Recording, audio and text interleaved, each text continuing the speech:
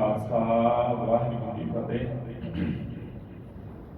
जुगो जुग ढाल धन धन श्री गुरु ग्रंथ साहिब जी पावन ਅਤੇ पवित्र हजूरी के अंदर हाजिर भारी साध संगत जी, ਆਪਾਂ ਸਾਰੇ ਭਾਗਾਂ वाले हाँ जो समय विचों समा कढ़ के पूरे गुरु संगत अपना जीवन सफल बनाने का यतन कर रहे हैं।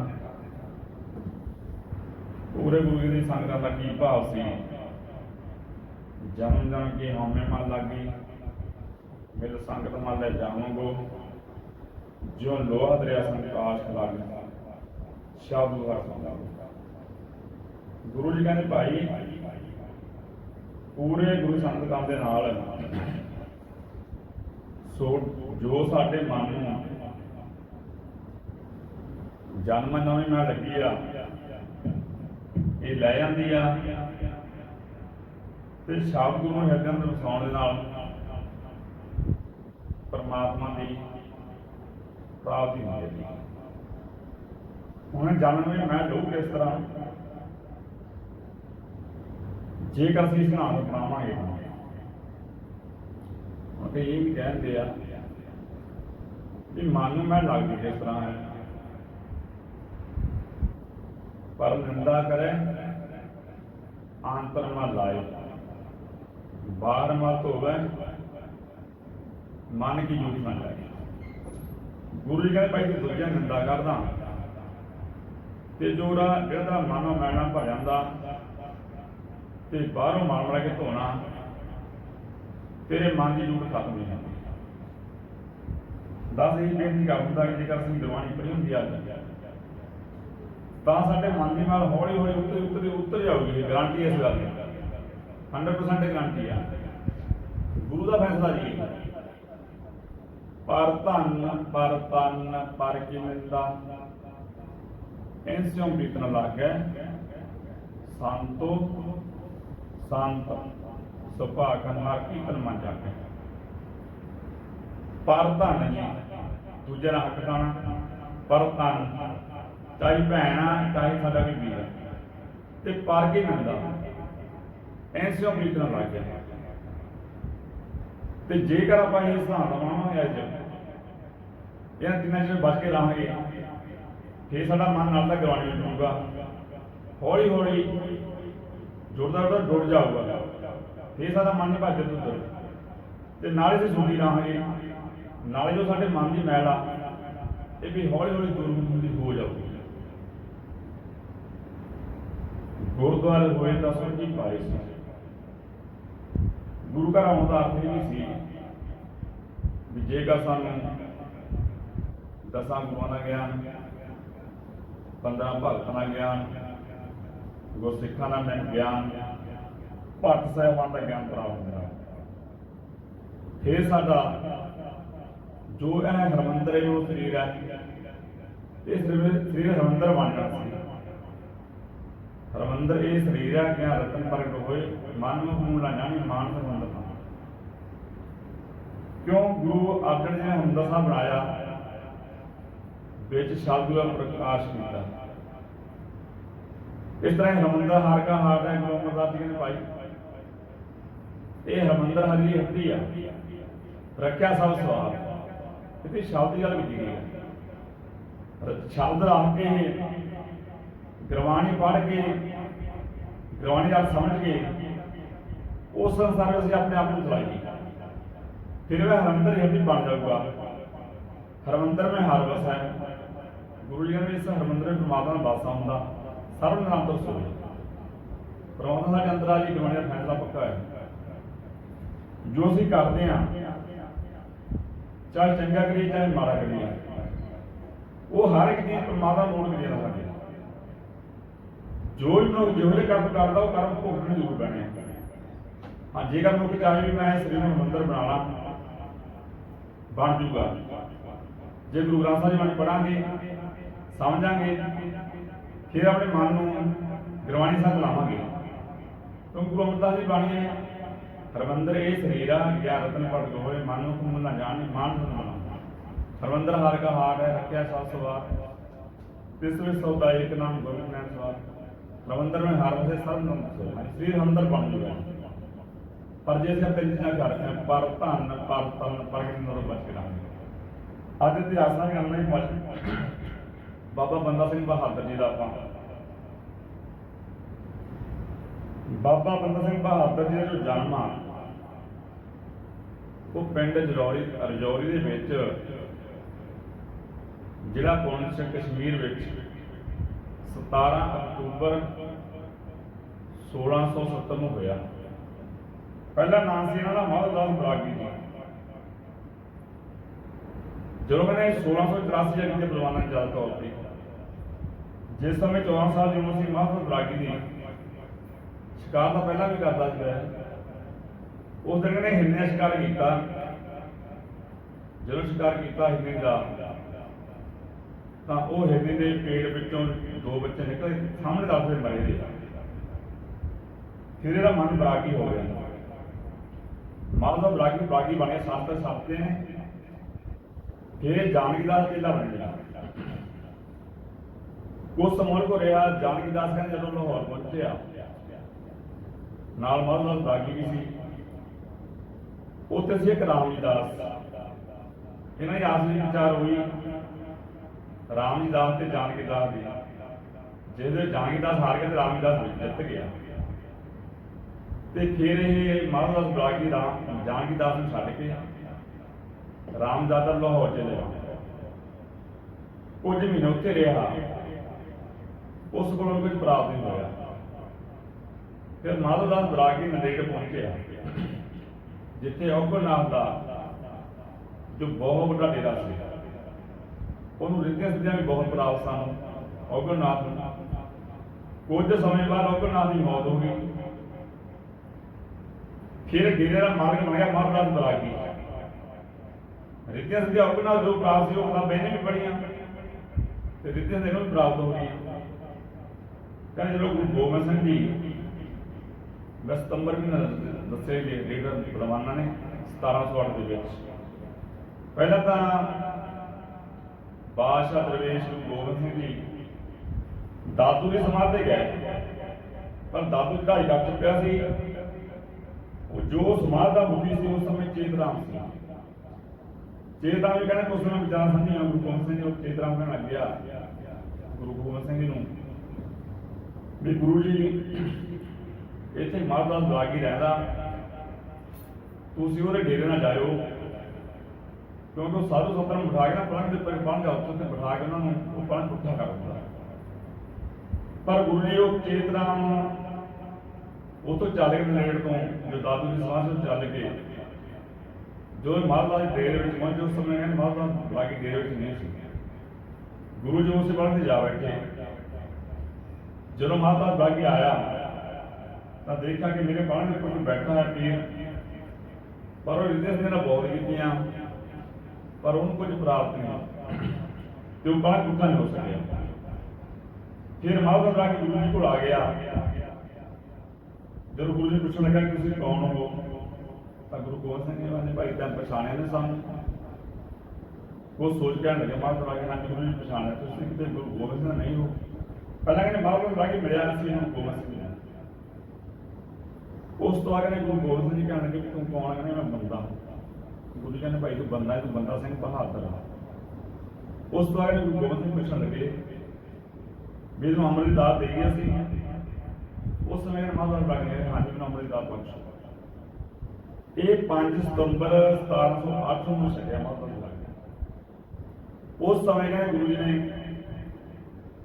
प्यारिਆਂ ਨੂੰ कहा जिसमें गुरु जी आप शाम हुए सन 5 प्यारिਆਂ खंडा बाटा जल पतासे 5 मणि का पाठ किया 5 प्यारिਆਂ ने दृष्टि में रखी तो अमृत बन गया।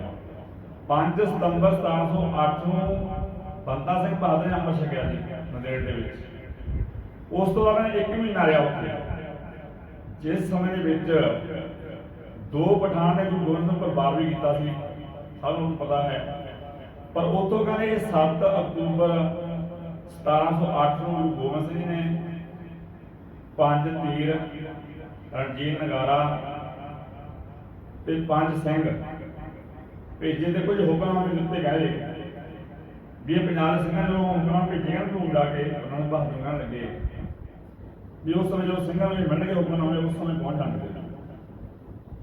ਤੇ ਫਿਰ ਇਹ ਬੰਦਾ ਸਿੰਘ ਬਹਾਦਰ ਨੂੰ ਚੱਲ ਕੇ ਅਕਤੂਬਰ 1708 ਦੇ ਵਿੱਚ ਸਭ ਤੋਂ ਪਹਿਲਾਂ ਇਹ ਖਰਖੰਡਾ ਪਿੰਡ ਦੱਸਿਆ ਪੁਰਾਣ ਲਿਖਿਆ ਹੈ, ਉੱਥੇ ਪਹੁੰਚਿਆ ਸਿੰਘਾਂ ਦੇ ਨਾਲ। ਉੱਥੇ ਪਿੰਡ ਕਪੂਰੀ ਦਾ ਜੀ ਪੂਰੀ ਨੇੜੇ ਹੈ, ਖਰਖੰਡੇ ਤੋਂ ਕਪੂਰੀ ਨੇੜੇ ਹੈ। ਉੱਥੇ ਕੁਤਬਦੀਨ ਸੀ ਜੋ ਕਿ ਹਾਕਮ ਸੀ। ਇਹਦਾ ਕੀ ਕੰਮ ਸੀ ਤੇ ਇਹਨੇ ਆਪਣੀ ਫੌਜ ਰੱਖੀ ਹੋਈ ਸੀ। ਇਹ ਉਹ ਕਹਿੰਦਾ ਸੀ ਆਪਣੇ ਫੌਜੀਆਂ ਨੂੰ ਵੀ ਜਦੋਂ ਕਿਸੇ ਧੀ ਭੈਣ ਦਾ ਵਿਆਹ ਹੁੰਦਾ ਤੇ ਪਹਿਲਾਂ ਉਹਨੂੰ ਮੇਰੇ ਦਰਬਾਰ ਵਿੱਚ ਸ਼ਾਮਲ ਕਰਾਇਆ ਸਿਖਾਇਆ ਕਰਦਾ। ਇੱਥੋਂ ਤੱਕ ਦੇ ਲੋਕਾਂ ਦੀਆਂ ਧੀਆਂ ਭੈਣਾਂ ਦੀ ਇੱਜ਼ਤ ਲੁੱਟਦਾ ਸੀ। ਕੁਤਬਦੀਨ ਜੀ ਹੁੰਦਾ ਲੱਗਦਾ ਜਦੋਂ ਬ੍ਰਾਹਮਣ ਪਹੁੰਚੇ ਤਾਂ ਗੁਰੂ ਬੰਦਾ ਸਿੰਘ ਬਹਾਦਰ ਕਹਿੰਦੇ ਵੀ ਕੁਤਬ ਨੇ ਤੰਗ ਵੀ ਸਾਨੂੰ ਬਹੁਤ ਕੀਤਾ ਹੋਇਆ, ਇਹ ਧੀਆਂ ਭੈਣਾਂ ਦੀ ਲੋਕਾਂ ਦੀ ਇੱਜ਼ਤ ਲੁੱਟਦਾ। ਫਿਰ ਬੰਦਾ ਸਿੰਘ ਬਹਾਦਰ ਨੇ ਸਿੰਘਾਂ ਦੇ ਨਾਲ ਸਭ ਤੋਂ ਪਹਿਲਾਂ ਤਾਂ ਪਿੰਡ ਕਪੂਰੀ ਜਾ ਕੇ ਕੁਤਬਦੀਨ ਜੋ ਕਿ ਹਾਕਮ ਸੀ ਉਹਨੂੰ ਸੋਧਾ ਲਾਇਆ। ਉਸ ਤੋਂ ਬਾਅਦ ਬੰਦਾ ਸਿੰਘ ਬਹਾਦਰ ਨੇ ਜੋ ਕਿ ਵਜ਼ੀਰ ਖਾਨਾ ਪਿੰਡ ਸੀ ਕੁੰਜਪੁਰਾ, ਉੱਥੇ ਗਿਆ ਬੰਦਾ ਸਿੰਘ ਬਹਾਦਰ ਸਿੰਘ ਨੂੰ ਨਾਲ ਲੈ ਕੇ, ਉੱਥੇ ਵੀ ਉਹ ਹੀ ਫਤਿਹ ਕੀਤਾ ਕੁੰਜਪੁਰਾ ਵੀ। ਉਸ ਤੋਂ ਬਾਅਦ ਬੰਦਾ ਸਿੰਘ ਬਹਾਦਰ ਫਿਰ ਜੋ ਰੋਪੜੇ ਇਲਾਕੇ ਵਿੱਚ ਆਇਆ, ਸਭ ਤੋਂ ਪਹਿਲਾ ਸੁਨੇਹਾ ਪਹੁੰਚਿਆ ਬਾਬਾ ਫਤਿਹ ਸਿੰਘ ਜੋ ਕਿ ਆਪਣਾ ਵੈਸਾ ਪੁੱਛੋ ਇਹਦੇ ਲਿਖਿਆ ਉਹਨੇ। ਬਾਬਾ ਆਦਮ ਜੀ ਕੋਈ ਔਲਾਦ ਨਹੀਂ ਸੀ, ਉਹ ਹਰਿਮੰਦਰ ਸਾਹਿਬ ਗਿਆ। ਉਸ ਸਮੇਂ ਹਰਿਮੰਦਰ ਸਾਹਿਬ ਨਹੀਂ ਸੀ ਬਣਿਆ, ਅੰਮ੍ਰਿਤਸਰ ਦੀ ਗੱਲ ਕਰ ਲਈ ਆਪਾਂ। ਉਸ ਸਮੇਂ ਸਰੋਵਰੀ ਸੇਵਾ ਹੋ ਰਹੀ ਸੀ ਤੇ ਬਾਬਾ ਆਦਮ ਨੇ ਗੁਰੂ ਜੀ ਬੇਨਤੀ ਗੁਰੂ ਰਾਮਦਾਸ ਜੀ ਮੇਰੇ ਘਰ ਮੁਕਤੀਦਾਰ ਬਖਸ਼ੋ। ਗੁਰੂ ਜੀ ਕਹਿੰਦੇ ਭਾਈ ਤੇਰੇ ਘਰ ਪੁੱਤਰ ਹੋਵੇਗਾ, ਉਹਦਾ ਨਾਮ ਭਾਈ ਭਾਗੂ ਰੱਖਣਾ ਤੇ ਉਹਨੂੰ ਸਿੱਖੀ ਸਰੂਪ ਵਿੱਚ ਰੱਖਣਾ। ਬਾਬਾ ਆਦਮ ਜੀ ਦੇ ਘਰ ਫਿਰ ਭਾਈ ਭਾਗੂ ਜਨਮ ਲਿਆ। ਭਾਈ ਭਾਗੂ ਦਾ ਪੋਤਾ ਹੈ ਜੀ ਬਾਬਾ ਫਤਿਹ ਸਿੰਘ।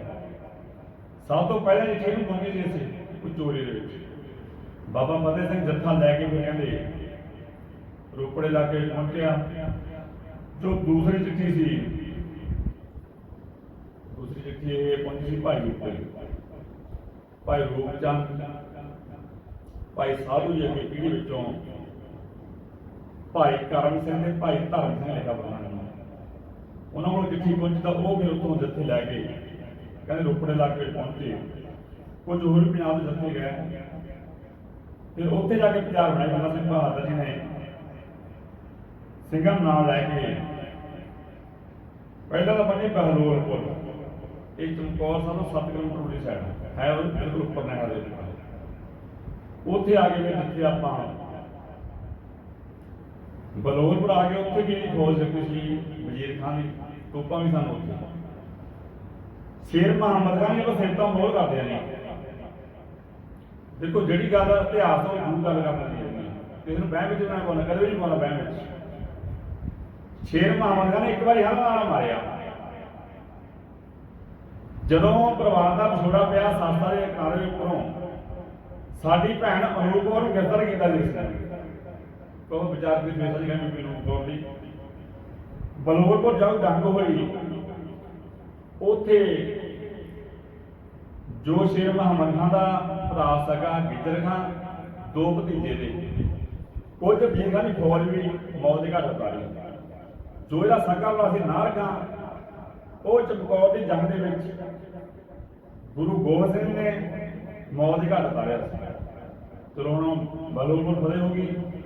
ਉਸ ਤੋਂ ਬੰਦਾ ਸਿੰਘ ਬਹਾਦਰ ਸਿੰਘਾਂ ਦੇ ਨਾਲ ਸਡੋਰੇ ਪਹੁੰਚਿਆ, ਜਿਹੜਾ ਪੀਰ ਬੁੱਧੂ ਸ਼ਾਹ ਪਿੰਡ ਸੀ, ਤੇ ਉਹ ਸਮਾਨ ਖਾਨ ਨੇ ਪੀਰ ਬੁੱਧੂ ਸ਼ਾਹ ਨੂੰ ਤਸੀਹੇ ਦੇ ਕੇ ਸ਼ਹੀਦ ਕੀਤਾ ਸੀ। ਸਮਾਣੇ ਜਾ ਕੇ ਸਭ ਤੋਂ ਪਹਿਲਾਂ ਤਾਂ ਉਸ ਨੂੰ ਜੋ ਸਮਾਨ ਖਾਨ ਸੀ ਉਸ ਨੂੰ ਸੋਧਾ ਲਾਇਆ, ਉਹ ਵੀ ਫਤਿਹ ਕੀਤੀ ਸਡੋਰਾ। ਉਸ ਤੋਂ ਬਾਅਦ ਸਮਾਣੇ ਪਹੁੰਚਿਆ। ਸਮਾਣੇ ਸੀ ਜਲਾਲੁਦੀਨ ਲਾਲ, ਜਿਸ ਨੇ ਗੁਰੂ ਤੇਗ ਬਹਾਦਰ ਜੀ ਨੂੰ ਦਿੱਲੀ ਵਿੱਚ ਜੋ ਧਨ ਨਾਲ ਸੀ ਵਫਾ ਕੀਤਾ ਸੀ। ਜਲਾਲੁਦੀਨ ਰਾਤ ਦੇ ਬਾਦਸ਼ਾਹ ਵੇਖ ਕੇ ਸ਼ਾਸਨ ਵੇਖ ਵੀ ਸਮਾਣੇ ਦੇ ਸਾਹਮਣੇ। ਉਸ ਤੋਂ ਬਾਅਦ ਬੰਦਾ ਸਿੰਘ ਬਹਾਦਰ ਸਮਾਣੇ ਪਹੁੰਚਿਆ। ਸਮਾਣੇ ਆ ਕੇ ਫਿਰ ਸਵਾਣਾ ਵੀ ਫਤਿਹ ਕੀਤਾ ਤੇ ਸ਼ਾਸਨ ਵੇਖ ਕੇ ਬਾਦਸ਼ਾਹ ਵੇਖ ਤੇ ਜਲਾਲੁਦੀਨ ਨੂੰ ਵੀ ਮੌਤ ਦੇ ਘਾਟ ਦਿੱਤਾ। ਉਸ ਤੋਂ ਬਾਅਦ ਇੱਕ ਮੁਖਲਸਗੜ੍ਹ ਕਿਲ੍ਹਾ ਸੀ। ਇਹ ਸ਼ਾਹਜਹਾਨ ਦਾ ਸੀ ਇੱਕ ਹਾਕਮ ਮੁਖਲਿਸ ਖਾਂ। ਪਰ ਇਹ 1628 ਵਿੱਚ ਜਿਹੜੀ ਪਹਿਲੀ ਜੰਗ ਹੋਈ ਗੁਰੂ ਹਰਗੋਬਿੰਦ ਸਾਹਿਬ ਦੀ ਅੰਮ੍ਰਿਤਸਰ ਦੇ ਵਿੱਚ, ਉਹ 7000 ਫੌਜ ਲੈ ਕੇ ਪਹੁੰਚੇ ਜਿੱਥੇ ਮੁਖਲਿਸ ਖਾਂ। ਉਸ ਸਮੇਂ ਗੁਰੂ ਗੋਬਿੰਦ ਸਿੰਘ ਨੇ ਜੋ ਪਹਿਲੀ ਜੰਗ ਹੋਈ ਆ ਜੋ ਬਾਜ ਵਿੱਚ ਹੋਈ ਸੀ, ਇਸ ਮੁਖਲਿਸ ਖਾਂ ਨੂੰ ਮੌਤ ਦੇ ਘਾਟ ਦਿੱਤਾ ਗਿਆ 1628 ਦੇ ਵਿੱਚ। ਇਹਦੇ ਨਾਂ ਤੇ ਕਿਲ੍ਹਾ ਬਣਿਆ ਸੀ ਇੱਥੇ, ਜੋ ਕਿ ਬਾਅਦ ਵਿੱਚ ਮੁਖਲਿਸਗੜ੍ਹ ਨੂੰ ਕਬਜ਼ਾ ਕਰਕੇ ਉੱਪਰ, ਚਲੋ ਆਪਾਂ ਅੱਗੇ ਚੱਲੀਏ, ਕਬਜ਼ਾ ਕੀਤਾ ਮੁਖਲਿਸਗੜ੍ਹ ਦੇ ਉੱਪਰ। ਫਿਰ ਆਪਾਂ ਚਾਸ਼ਨ ਨਹੀਂ ਕਰਾਂਗੇ। ਹੁਣ ਬੰਦਾ ਸਿੰਘ ਬਹਾਦਰ ਨੇ ਫਿਰ ਜੋ ਚੱਪੜਚਿੜੀ ਦਾ ਥਾਂ ਸੀ ਉੱਥੇ ਪਹੁੰਚੇ। ਗੁਰੂ ਗੋਬਿੰਦ ਨੇ ਵੀ ਕਹੇ ਬੰਦਾ ਸਿੰਘ ਬਹਾਦਰ ਵੀ ਜੋ ਚੱਲਿਆ ਨੇੜੇ ਤੋਂ ਵੀ ਇੱਕ ਤਾਂ ਮੈਂ ਮੱਥੀ ਟਿਕਾਉਣੇ ਆਪਣੇ ਆਪ ਨੂੰ, ਗੁਰੂ ਬਣ ਕੇ ਨਹੀਂ ਬੈਠਣਾ। ਇੱਕ ਤਾਂ ਜੋ ਜਿੱਥੇ ਵੀ ਜੰਗ ਲਾਣਾ ਹੈ ਉਹ ਜਿਹੜਾ ਥਾਂ ਉਹਦੇ ਆਪ ਨਿਸ਼ਚਿਤ ਕਰਨਾ। ਜੋ ਚੱਪੜਚਿੜੀ ਜੰਗ ਹੋਈ ਹੈ ਨਾ, ਉਹ ਥਾਂ ਜਿਹੜੇ ਆਪ ਨਿਸ਼ਚਿਤ ਕਰਨਾ ਬਹਾਦਰ ਨੇ। ਜਿੱਥੇ ਵਜ਼ੀਰ ਖਾਂ ਫੌਜਾਂ ਲੈ ਕੇ ਪਹੁੰਚਿਆ, ਸਿੰਘ ਵੀ ਸਾਡੇ ਸ਼ਹੀਦ ਹੋਏ, ਪਰ ਉੱਥੇ ਵਜ਼ੀਰ ਖਾਂ ਵੀ ਮੌਤ ਦੇ ਘਾਟ ਹੋਇਆ ਸੀ। ਤੇ ਉੱਥੇ ਜੋ ਸ਼ੇਰ ਮੁਹੰਮਦ ਖਾਨ ਨੂੰ ਮੌਤ ਦੇ ਘਾਟ ਹੋਇਆ ਉੱਥੇ ਚੱਪੜਚਿੜੀ ਜੰਗ ਦੇ ਵਿੱਚ।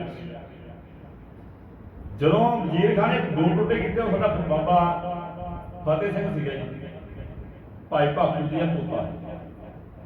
ਤੇ ਬਾਬਾ ਫਤਿਹ ਸਿੰਘ ਨੇ ਵਜ਼ੀਰ ਖਾਨ ਦੋ ਟੁੱਟੇ ਕੀਤੇ। ਫਿਰ ਡੈਡ ਬੋਡੀ ਸਰਹੰਦ ਲੈ ਕੇ ਆਂਦੀ, ਗਲੀਆਂ ਵਿੱਚ ਘੁਮਾਈ ਸਰਹੰਦ ਦੇ ਵਿੱਚ। ਜੋ ਸੁੱਚਾਨੰਦ ਪਾਪੀ ਸੀ ਉਹ ਸਰਹੰਦ ਸੀ ਉਸ ਸਮੇਂ। ਸਰਹੰਦ ਦੇ ਵਿੱਚ ਫਿਰ ਉਸ ਨੂੰ ਵੀ ਮੌਤ ਦੇ ਘਾਟ ਉਤਾਰਿਆ 12 ਮਈ 1710 ਨੂੰ ਜੋ ਖਾਲਸਾ ਰਾਜ ਕਹਿੰਦੇ, ਜੋ ਆਪਾਂ ਕਹਿੰਦੇ ਗੱਲ ਮੁਖਲਿਸਗੜ੍ਹ ਦੀ, ਉਹ ਫਿਰ ਰਾਤ ਹੀ ਬਣਾਇਆ ਸੀ ਖਾਲਸਾ ਰਾਜ। ਜੋ ਸਰਹੰਦ ਦਾ ਫਤਿਹ ਜੀ ਖਾਲਸਾ ਨਿਸ਼ਾਨਾ ਚੜਾਇਆ ਸੀਗਾ, ਤੇ ਫਿਰ ਇਹਨੂੰ ਲੋਕੜੀ ਰਾਜ ਤੇ ਨਾ ਲੋਕੜ ਰਾਜ ਦਾ। ਉਸ ਤੋਂ ਬਾਅਦ ਗੁਰੂ ਬਾਬਾ ਬੰਦਾ ਸਿੰਘ ਬਹਾਦਰ ਨੇ ਪਹਿਲੇ ਪਾਤਸ਼ਾਹ ਗੁਰੂ ਨਾਨਕ ਦੇਵ ਨਾਮ ਦਾ ਸਿੱਕਾ ਵੀ ਚਲਾਇਆ। ਤੇ ਉਸ ਤੋਂ ਬਾਅਦ ਫਿਰ ਜੋ ਅਸੀਂ ਅੱਜ ਕੱਲ੍ਹ ਮਾਰਗ ਬਣੇ ਬੈਠੇ ਨਾ ਜ਼ਮੀਨਾਂ ਦੇ, ਇਹ ਬਾਬਾ ਬੰਦਾ ਸਿੰਘ ਬਹਾਦਰ ਦੇ ਦੇਣਾ ਜੀ, ਜੋ ਕਿਸਾਨਾਂ ਨੂੰ ਹਾਲੀਆਂ ਨੂੰ ਉਹਨਾਂ ਨੇ ਮਾਰਗ ਬਣਾਇਆ। ਪਰ ਅੱਜ ਸਾਨੂੰ ਇਹ ਸਿੱਖਿਆ ਲੈਣੀ ਚਾਹੀਦੀ ਹੈ ਜੀ। ਜਿਸ ਤਰ੍ਹਾਂ ਬਾਬਾ ਮਾਧਵ ਰਾਗੀ ਤੋਂ ਬੰਦਾ ਸਿੰਘ ਬਹਾਦਰ ਬਣਿਆ ਨਾ, ਜੋ ਨੇ ਅੰਮ੍ਰਿਤ ਛਕਿਆ, ਸਾਨੂੰ ਅੰਮ੍ਰਿਤ ਜ਼ਰੂਰ ਛਕਣਾ ਚਾਹੀਦਾ। ਜੇ ਨਹੀਂ ਛਕੋ ਛਕੋ ਜ਼ਰੂਰ ਅੰਮ੍ਰਿਤ, ਇਹ ਸਿੱਖਿਆ ਲਈ ਸਕਦੇ। ਉਸ ਤੋਂ ਬਾਅਦ ਬੰਦਾ ਸਿੰਘ ਬਹਾਦਰ ਨੇ ਇਤਿਹਾਸ ਦਾ ਲੰਬਾ ਸਮਾਂ ਹੋ ਚੁੱਕਿਆ ਹੋਇਆ ਸੀ। ਜੋ ਲੋਕੜ ਰਾਜ ਨੇ ਬਣਾਇਆ ਸੀ, ਇਹ ਫਿਰ 30 ਜਨਵਰੀ 1711 ਨੂੰ ਛਾਪੀ ਰਾਜ ਕਰ, ਕਿਉਂਕਿ ਜੋ ਬਹਾਦਰ ਸ਼ਾਹ ਸੀ ਉਹ 80,000 ਫੌਜ ਲੈ ਕੇ ਚੱਲਿਆ ਸੀ ਦਿੱਲੀ ਤੋਂ। ਵੀ ਬੰਦਾ ਸਿੰਘ ਬਹਾਦਰ ਨੇ ਖਾਲਸਾ ਰਾਜ ਵੀ ਕਾਇਮ ਕਰ ਦਿੱਤਾ, ਜੋ ਮੁਖਲਿਸਗੜ੍ਹ ਦਾ ਕਿਲ੍ਹਾ ਸੀ ਉਹਨੂੰ ਰਾਜਧਾਨੀ ਬਣਾ ਲਿਆ। ਉਸ ਸਮੇਂ ਕਹਿੰਦੇ ਬੰਦਾ ਸਿੰਘ ਬਹਾਦਰ ਸਿੰਘਾਂ ਨੂੰ ਨਾਲ ਲੈ ਕੇ ਇਹ ਚੰਬੇ ਪਹੁੰਚਿਆ, ਜਿੱਥੇ ਰਾਜਾ ਸੀ ਉਦੈ ਸਿੰਘ, ਉਹਦੀ ਲੜਕੀ ਸੀ ਸੁਸ਼ੀਲ, ਜੋ ਕਿ ਬੰਦਾ ਸਿੰਘ ਬਹਾਦਰ ਦਾ ਉਦੈ ਸਿੰਘ ਦੀ ਲੜਕੀ ਸੁਸ਼ੀਲ ਨਾਲ ਵਿਆਹ ਹੋਇਆ, ਜਿਸ ਦੇ ਕੁੱਖੋਂ ਬਾਬਾ ਅਜੈ ਸਿੰਘ ਦਾ ਜਨਮ ਹੋਇਆ। ਚੰਬੇ ਗਿਆ, ਚੰਬੇ ਤੋਂ ਚੱਲ ਕੇ ਕਹਿੰਦੇ ਬਟਾਲੇ ਪਹੁੰਚਿਆ, ਬਟਾਲੇ ਵੀ ਫਤਿਹ ਕੀਤਾ। ਤੇ ਫਿਰ ਉੱਥੇ ਜੋ ਗੁਰਦਾਸ ਸਿੰਘ ਦੀ ਗਲੀ ਕਹਿੰਦੇ ਗੁਰਦਾਸਪੁਰ ਤੋਂ 7-8 ਕਿਲੋਮੀਟਰ ਆ, ਉੱਥੇ ਬੰਦਾ ਸਿੰਘ ਬਹਾਦਰ ਸਿੰਘ ਨਾ ਰਿਹਾ। ਪਰ ਕਹਿੰਦੇ ਬਹਾਦਰ ਸ਼ਾਹ ਨੂੰ ਲਾਹੌਰ ਪਹੁੰਚਿਆ, ਦਿੱਲੀ ਤੋਂ ਵੀ ਰਸਤੇ ਰਸੀਆ ਕੋਲ ਲੈ ਕੇ ਆਇਆ ਸੀ। ਜਦੋਂ ਬੰਦਾ ਸਿੰਘ ਬਹਾਦਰ ਨਾ ਮਿਲਿਆ, ਲਾਹੌਰ ਜਾ ਕੇ ਕਹਿੰਦੇ ਜੋ ਬਹਾਦਰ ਸ਼ਾਹ ਵੀ ਕਾਇਲ ਵੀ ਹੋਇਆ ਸੀ, ਜੋ ਇਸ ਦੀ ਮੌਤ ਆ ਉਹ ਵੀ ਕਾਇਲ ਹੋਣ ਕਰਕੇ ਵੀ ਹੋਈ। ਬਹਾਦਰ ਸ਼ਾਹ ਦੀ ਗੱਲ ਕਰ ਰਹੇ ਹਾਂ, ਜੋ ਇਹਦੀ ਮੌਤ ਆ 28 ਫਰਵਰੀ 1712 ਨੂੰ ਹੋਈ। ਉਸ ਤੋਂ ਬਾਅਦ ਜੋ ਤਖਤ ਤੇ ਬੈਠਿਆ ਫਰਸ਼ੀਆ ਬੈਠਿਆ, ਫਰਸ਼ੀਆ ਨੇ ਕਿਹਾ जो जगे खान का प्यो सी अफजल समूद खान, वो नवाब सिरों लाहौर का, उन्होंने कहा कि बंदा सिंह बहादुर ने बटालिया गुलामी की गली बैठा है तो राज कहन लगा तो सुता पिया, जगिया का प्यो सी अफजल समूद खान। फिर कहते जगिया खान का प्यो अफजल समूद खान हजारे में फौज लैके आया तो उधरों फर्श लैके आया फौज दिल्ली को। गुरदास सिंह की गली में जो गढ़ी आ उन्होंने जो घेरा पाया है अप्रैल 1715 के जो बंदा सिंह बहादुर गिरफ्तार किया उतो सिंह ने मुकाबला किया बहुत कितने महीने बाद अप्रैल मई जून जुलाई अगस्त सितंबर अक्तूबर नवंबर दिसंबर तकरीबन 8 महीने होते दिसंबर के बाद बंदा सिंह बहादुर सिंह ने मुकाबला बहुत किया वैसे। फिर उस तो बाद बंदा सिंह बहादुर को 200 सिंह लिखा है सोनी पिंडी का 200 सिंह लिखा जो गिरफ्तार किया उसको फिर गिरफ्तार करके बंदा सिंह बहादुर नाल सिंघां ते पहला लाहौर लैके लाहौर ले जाके जब कुछ तहसील दी उत्थे उतो फिर ये जगे खां चलिया सी सौंद खान जो बेटा सी जगे खां चलिया। उस समय कहते कुछ सिंघां ने सीर सन जो वो भी इन्होंने ला करके धन नालों निजा टंगते सन। एक कहते बिल्ली टंगती हुई निजे उपर भी असीं गुरदास सिंह की गली के बिल्ली नहीं रहन दी सिंह खत्म करते हैं। जो कहते उस चले जगे खां चलिया लाहौर तो दिल्ली वाल बंदा सिंह बहादुर ने हाथी उपर पिंजरा बना के रखा ये सोन मिट्टी काम नहीं लिखा गया।